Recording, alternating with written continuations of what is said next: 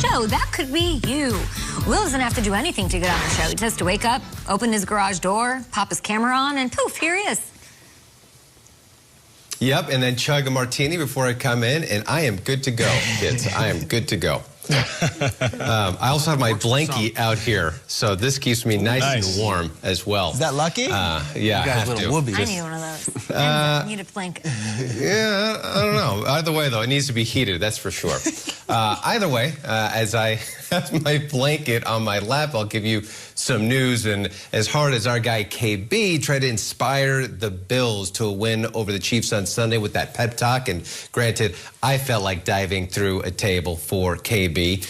They came up short against KC, as we know. The offense proved to be just too much. Explosive, as always, in that AFC Championship game. In fact, Kansas City beating Buffalo twice this year, once in the regular season as well. But there's not disgrace in that, as the Chiefs have established themselves as the cream of the crop in the AFC. Bills head coach Sean McDermott saying his team will be stronger from the championship game experience.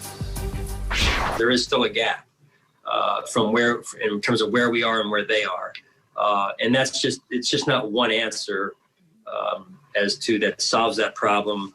A lot of our players have never been in a game of that magnitude on that stage. And I'm confident that we will learn from that experience. Those players in particular will learn that had never been in that situation. And we as an organization, I think, learned a lot by going through the week we just went through. Well, out here in Los Angeles, Jared Goff's and Sean McVay's relationship seems to be at a bit of a crossroads. The Rams head coach recently saying Goff would have to compete for his job just like everybody else. The team's general manager, Les Snead, speaking to reporters Tuesday, and didn't exactly give Goff's future with the team a ringing endorsement either. So you can't say at this moment that Jared Goff will be on the team in 2021. What I can say is Jared Goff's a Ram in this moment. And I said it's way too early to speculate. The future, that's a beautiful mystery.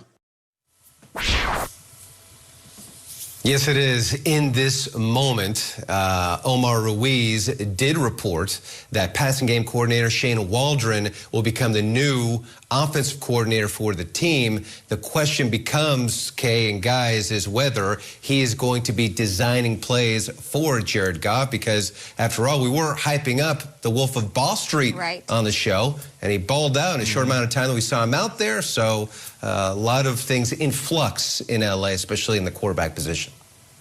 Appreciate the updates. We'll let Schrags get in here with his thoughts. Not to correct Will, Shane Waldron's actually leaving to go to Seattle, the rivals. Kevin O'Connell, so it's going to be a question of losing Shane Waldron, who took the job, as Omar reported, to go to the Seattle Seahawks, which is in division, which gets things very interesting. Because he's been in Jared Goff's ear quite a bit. This is not good for Most Goff. importantly, I mean, Jared Goff's a Ram for now.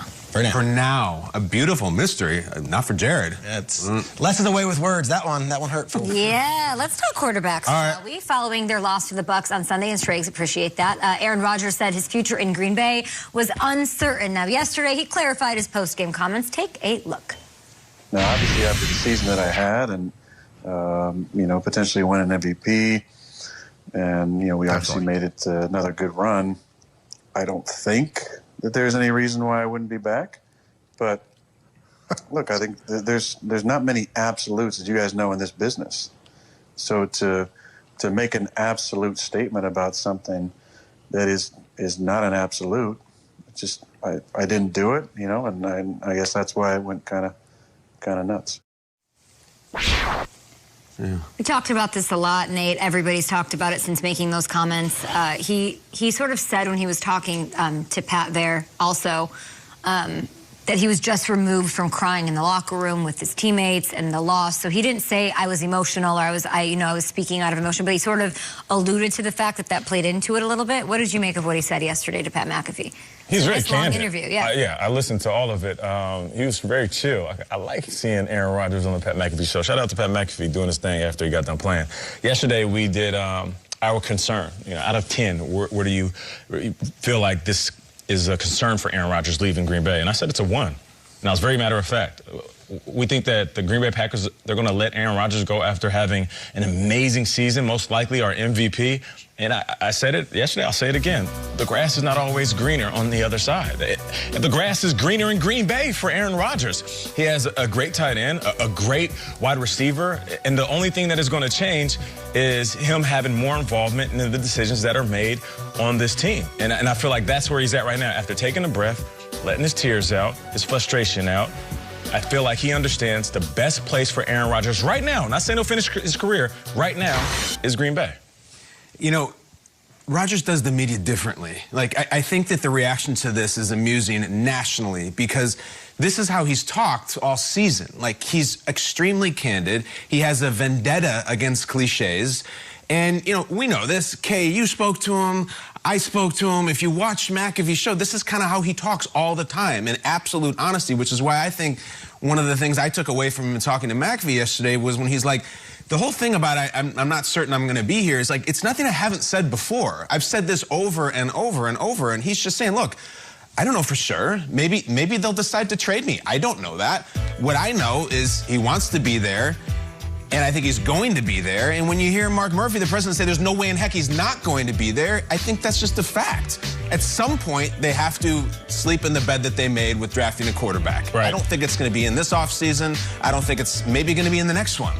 But in terms of the hubbub of Rodgers was like, basically, I'm paraphrasing, I didn't really understand everyone's reaction because I've been saying for a year that I'm uncertain about my future, and just saying it after the game, I guess, made everybody's head spin. But my take has always been the same. You know, it's your comment on the media and how Rodgers approaches the media and how he's been doing it this year, I think, is really significant. Yesterday in Pittsburgh, a player of a much lesser caliber as far as, you know, national name is TJ Watt. He might be our defensive player of the year, but there was a local radio host in Pittsburgh saying TJ Watt walked out on his exit interview, didn't meet with any of the management, and then TJ Watt runs to Twitter and is like, that didn't happen, here's the story. And it's like, Rodgers has this platform on McAfee's show every Tuesday where it's a half hour and they ask him everything and he answers candidly. So if he didn't have that platform or he didn't feel comfortable enough to talk that way, we would be talking Aaron Rodgers every other day on this show, all throughout the offseason.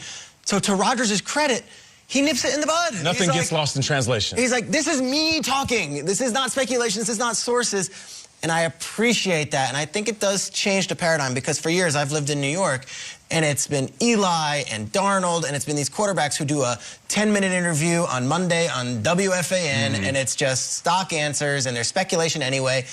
Rodgers tells it like it is, and I think it's so refreshing that we hear it directly from the source so that speculation from people at our table, on other networks, on other shows, doesn't have any validity because Rodgers speaking himself is going to be the ultimate source. Do you think we see this going forward with more quarterbacks popping onto their own podcasts, using their own voices? Former players do. We have their current players have their own podcasts and things going on. It was such a positive PR move, whether that was the point of him doing it or not, or really just wanted to go kick it with his friends.